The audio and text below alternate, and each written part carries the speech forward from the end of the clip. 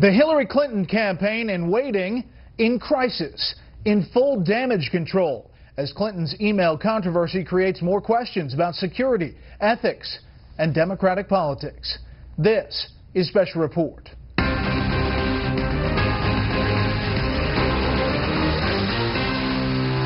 Good evening. Welcome to Washington. I'm Brett Baer. Could the Hillary Clinton presidential campaign be in trouble before it officially begins?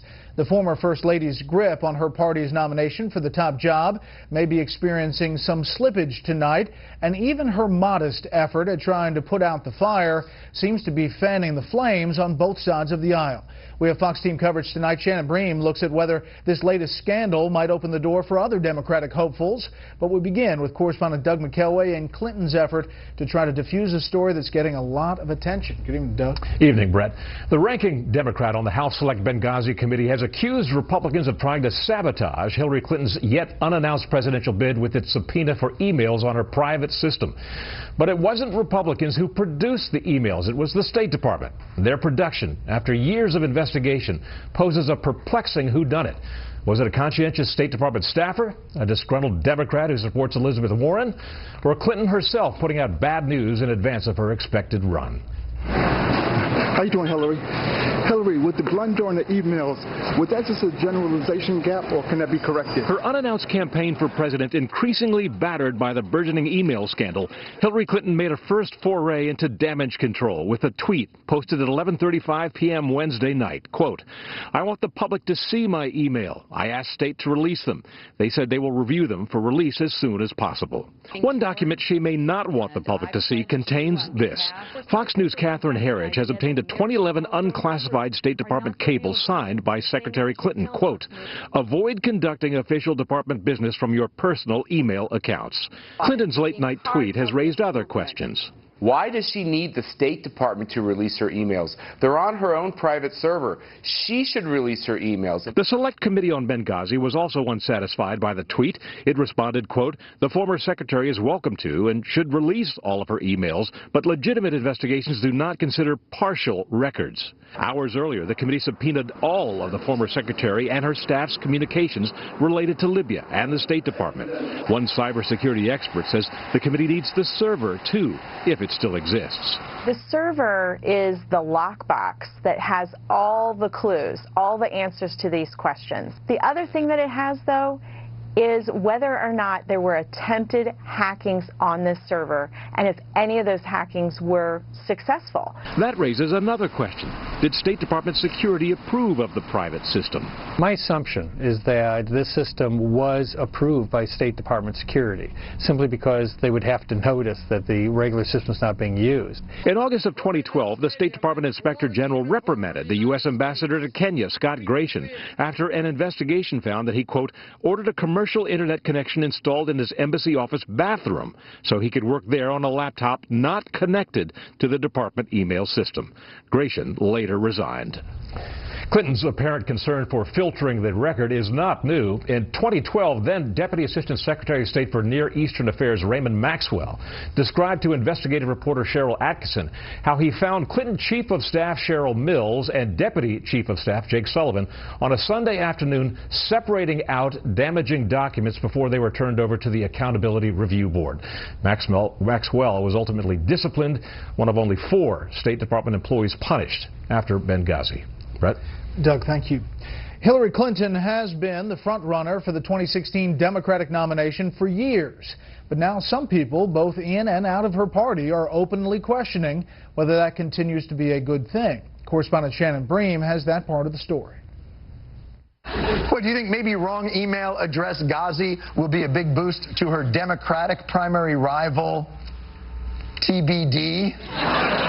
As potential trouble mounts for former Secretary of State and one-time Senator Hillary Clinton, not everyone's laughing. Virtually everyone that I've talked to in the last few days throws their hands up in the air and just sighs and says, are we back into it again, and when will this stop? And though Clinton has yet to formally announce a 2016 run, she's not avoiding the spotlight altogether.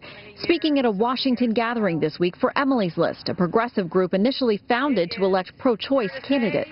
Don't you someday want to see a woman president of the United States of America? And if Clinton stumbles, there are other women being floated as viable candidates. Chief among them, Senator Elizabeth Warren, who has repeatedly said she has no plans to run. Her Senate colleagues Amy Klobuchar and Kirsten Gillibrand are often mentioned as well. Though none of them is taking obvious steps toward a run, others are, like former Maryland Governor Martin O'Malley, with visits to key early states like South Carolina and New Hampshire. He's stopped short of direct negative attacks on Clinton, as has another potential 2016 contender, Senator Bernie Sanders, who acknowledges he is considering a run. If Hillary Clinton decides to run and I decide to run, we're going to have very good debates, about the role of Wall Street in our society. About trade policy, about foreign policy. But until now, just the assumption of Clinton's candidacy has been enough to keep most potential Democratic challengers on the sidelines. Even Vice President Joe Biden, who said he's waiting to make a decision until the end of summer. Until now, this field has been frozen. The Clintons are very effective at making connections, keeping connections, growing connections, and obviously putting a stranglehold on the funding of these kinds of campaigns. They're just the de facto leaders of the Democratic Party. There is reportedly a bit of internal debate within the Clinton camp about when she should formally enter the race. Some advisors worry that major donors are holding off until she's in, but this week's revelations may delay what was expected to be an April announcement. Brett. Shannon, thank you. More on this with the panel. Forecasters, meantime, are calling for record low temperatures tonight in dozens of cities, including Cleveland, Chicago, Memphis, even Waco, Texas. What's supposed to be one of the last big winter storms of the season dumped nearly 2 feet of snow on Kentucky. Hundreds of vehicles were stuck on state highways for much of the day there. One backup was said to be 20 miles long. Passengers on a Delta jet flying from Atlanta to New York had to walk the final few yards after a scary accident that could have been a lot worse. Correspondent Laura Engel is at LaGuardia Airport tonight. A harrowing ordeal for the 127 passengers and 5 crew members on a New York-bound Delta flight arriving from Atlanta, Georgia, that left many thankful to be alive. And I'm just grateful. I mean, I know there's a higher power that was holding the plane from doing whatever that it could have done. Delta Flight 1086 skidded off the runway at LaGuardia Airport at 11:05 this morning, narrowly missing the icy waters beyond defense. I think the pilot did everything he could to slow the aircraft down. Obviously, the pilot and the co-pilot's good efforts were reflected in the fact that there were only minor injuries.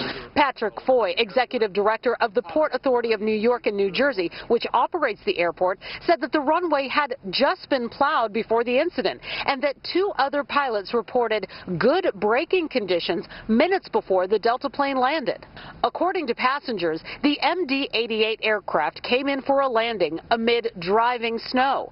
Some passengers said they thought the aircraft had actually hit the water. It was nerve-wracking. The plane came down and it slid, and then it took a spin to the left, and we looked out the window and we could see the wing was hitting a fence. It was different. I knew once we landed, we was going pretty fast, and I knew we was going too fast to be landed. Miraculously, there were no serious injuries, but 3 people were transported to local hospitals. The Port Authority also reported that there was a minor fuel spill at the time of the incident. Fuel was leaking out at a rate of about a gallon a minute, but Port Authority officials were able to stop it. And Delta Airlines issuing a statement late this afternoon offering more information on this particular aircraft, saying that the MD-88 last had a major maintenance overhaul in December of 2010, and also adding that the last safety regular maintenance check was March 3rd, just 2 days ago. Brett. Laura Engel live at LaGuardia. Laura, thanks. Up next, trying to keep the U.S.-led coalition against ISIS together. First, here's what some of our Fox affiliates around the country are covering tonight. Q13 Fox in Seattle with an accident involving a school bus, a box truck, and a passenger car. Authorities say all 43 students were sent to a hospital to be checked, but only a handful were injured. The driver of the car was killed. 2 people in the truck were seriously hurt. Fox 2 in St. Louis, where the parents of Michael Brown say they will file a civil lawsuit in their son's death. Local and federal authorities have declined to file criminal charges against former officer Darren Wilson for that shooting. And this is a live look at Phoenix from our affiliate out there, Fox 10. The big story there tonight, a life sentence for convicted murderer Jodi Arias. For the second time, a jury was unable to reach a conclusion on her punishment.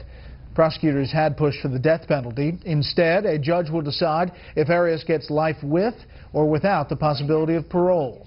That's tonight's live look outside the Beltway from Special Report. We'll be right back.